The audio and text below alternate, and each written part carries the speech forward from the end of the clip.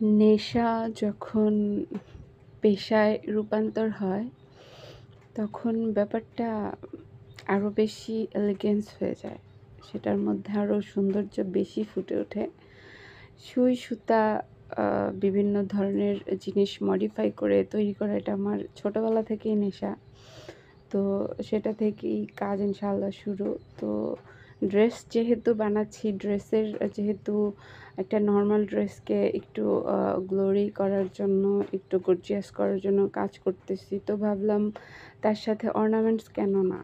তো সেই ভাবাতে ড্রেসের সাথে ম্যাচিং করে বা যে কোনো আউটফিটের সাথে ম্যাচিং করে চুড়ি রেডি করতেছি ইনশাআল্লাহ। এটা আমার দ্বিতীয় সেট বানানো হইলো।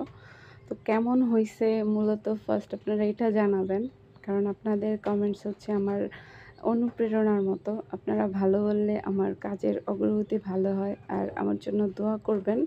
আর এই হলুদ পরিটা কারো লাগলে অবশ্যই